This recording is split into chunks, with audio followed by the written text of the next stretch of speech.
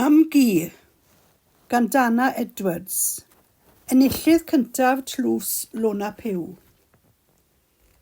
Pe baich wedi gofyn I mi beth oedd fy mhrif bwrpas mewn bywyd pan oeddwn nhw'n fugeiniau, mae'n siŵr y byddwn wedi sôn am fy swydd fel darlithydd mewn coleg addysg bellach. Yn fy nhridegau am 40au, fy rôl fel mam oedd fy mlaenoriaeth. Erbyn fy mhumdegau, a'r ddau blentyn bellach yn annibynnol ac yn byw I ffwrdd, bod yn gymar teilwng I'm gŵr a merch ofalgar I mam oedd fy raison d'être. Erbyn hyn, rwy'n amddifaid ac yn weddw, ac yn ddios yr ateb i'r cwestiwn nawr yw bod y fam-gu orau posib I 5 o bobl bach dan 5 oed. Fel cynifer o'i ffrindiau, fe symudodd fy mhlant yn ôl adre yn eu 30au, ac mae'r ddau yn cyfaddef yn agored bod yr addewid o gael help I fagu eu teuluodd yn rhan o'r penderfyniad I adleoli, yn ogystal â'r dyhead I roi i'w hepil y fath blentyndod a gawsant hwythau yn Aberystwyth. Mam-guod a gofal. Mae fy merch fflir sy'n un dda iawn am ganmol yn dweud fy mod yn un o fil. Mewn gwirionedd rwy'n un o 7.6 miliwn o fam-guod ym Mhryden. Mae ymchwil yn dangos bod dros 80% o fam-guod a thatcuod yn darparu rhywfaint o ofal plant ac mae chwarter o'r mamau sy'n gweithio yn honni y byddent yn gorfod rhoi'r gorau i'w gwaith petai'r cymorth teuluol hwn ddim ar gael.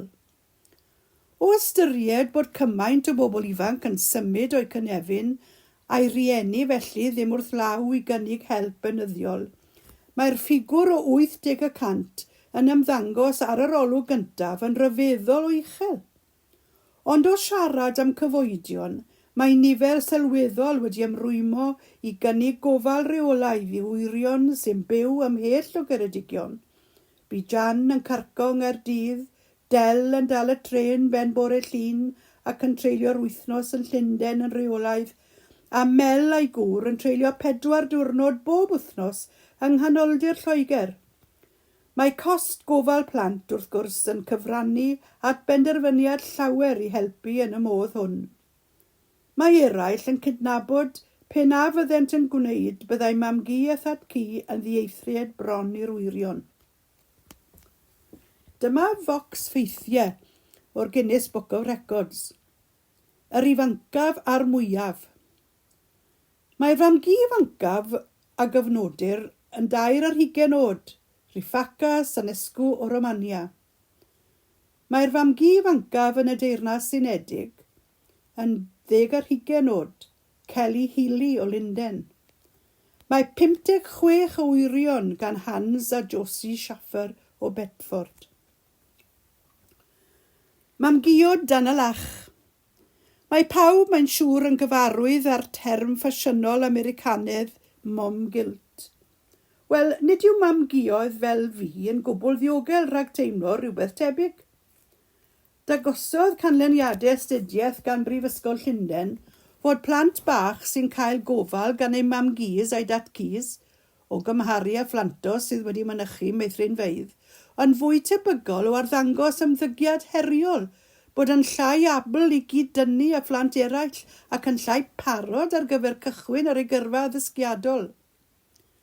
Efallai bod hyn yn wir o ran adnabod lliwiau a rifau, maint a siapiau, ond mae'n siŵr bod modd dadlau bod plant sydd wedi cael gofal cariadus eu teuluodd yn meddu ar ddigon o hyder I ddal I fyny a'u cyfoedion mewn byr amser, ac efallai ei bod hyd yn oed ar y blaen o ran ei datblygiad emosiynol. Rwy'n gofalu am yr wirion 3 diwrnod yr wythnos, a rhaid cyfaddef, cymaint y mwynhad a gaf o'i cwmni, fy mod yn aml ar fy ngluniau erbyn i'w rieni ddod i'w hawlio nôl. Bryd hynny byddai'n atgoffa fy hun, taw cyfnod byr yw hwn, y cyfnod pan fyddant wir fy angen. Mae ymchwil yn dangos bod plant yn ymbyllhau o'i mam-guoed a thatcuoed pan ddont I oed ysgol uwchradd. Mae gen I gwta 5 mlynedd arall i'w mwynhau cyn wynebu'r bygythiad y chrynllyd hwnnw. Mam-guod enwog. Mae yna fam-guod enwog iawn wrth gwrs. Un o'r rhai sy'n haeddu ei chydnabod yw Alice Griffin. Hi oedd Mam-gu William Shakespeare, ac roedd hi Gymraes. Honna rai ysgolheigion bod y cysylltiad Celtaidd hwn a'i ddiwylliant barddonol gref yn gyfrifol am ddawn arbennig y bardd. Mae Mam-gu yn ffigwr pwysig i blant bach ac adlewyrchu'r hyn yn ein llenyddiaeth sy'n frith y fam-guod o'r fam-gu naif iawn yn yr ugain fach goch, i fam-gu gall a charedig Alfie Shirley Hughes, i fam-gu pen rhyw eco gyfeillgar Malachi Doyle. Ond dwi ddim yn modelu fy hun, o leiaf ddim ar fwriad, ar unrhyw un o'r rhain, ond yn hytrach ar fy mam-gu fy hun, a mam yng nghyfraith a fi'n fam-guod arbennig i'm mhlant i. Mam-guod ddoe a heddiw. Ro'n i'n 60 pan ddes yn fam-gu. Yr union oed yr oedd Mary Lewis fy mam-gu unai, pan groesawyd fi i'r byd yn Dôl Gran Pencader yn 1958. Mae'r byd wedi newid yn aruthrol mewn 60 mlynedd. Mae mam-guod wedi newid hefyd. Dyma enwau rai mam-guod Cymreig. Millie Jones o Flaenau Ffestiniog, Nain Ceili Mynog. Agnes Davies o Aberpennar, mam-gu Michael Ball. Mary Griffiths o Ferthyr Tydfil, hen fam-gu Hillary Clinton. Mae mam-guod wedi newid hefyd. Roedd fy mam-gu i a Blue Rince, y cyntaf yn y pentre ei fentro, weles i byth mahoni mewn trowsus, ac roedd brat amdani o fore gwyn tan nos wrth i ddiolchi dillad fy nat cu, a lafuriau ar y ffordd, coginio'r y tân agored, bwydo'r ieir a chasglu mwyar bob diwedd haf. Roedd e'n perthynas yn hynod glos am fy mod i wedi fy magu ar ei heilwyd. Ati hi rawn am gysur a chwtsh. Hi ddysgodd i mi ddarllen.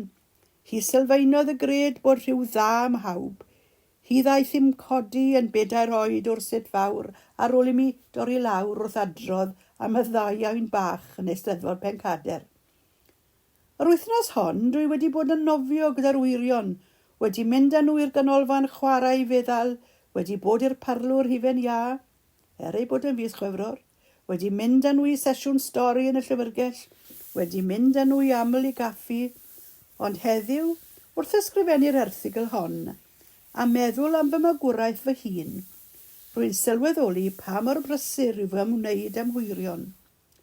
Tybed a yw un bryd pwyllo, gwrando pan fod y rhai bach yn dweud ei bod wedi blino, ac eistedd, ymlacio, sgwrsio, a bod yn llonydd am sbel. Bod yn fwy Mary Lewis. Dyma enwau rai o enwogion a fagwyd gan ei mam-guod. Barack Obama y gwleidydd, Elton John y cerddor, Davina McCall, cyflwynydd teledu, Pierce Brosnan, yr actor, Willie Nelson, y canwr, Eric Clapton, y canwr, Catherine Cookson, y nofelydd, a Oprah Winfrey, cyflwynydd teledu. Ydy, mae rôl y fam-gu yn y 20au yn wahanol iawn i'r rôl fy mam-gu unai yn y 60au. Ond yr un yw'r rhanfodion. Mae'r enw yn dweud y cyfan. Mam-gu yw mam annwyl. Dyna'r job, ei caru, ei cysuro, ei cadw'n ddiogel, ei rhoi ar ben ffordd. Roedd gan fy mam-gu hoff ddihareb, cadw dy dafod i oeri dy gawl.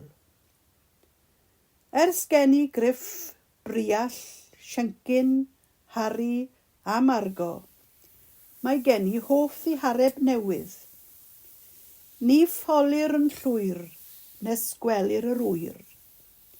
Neu'r wyrest wrth gwrs.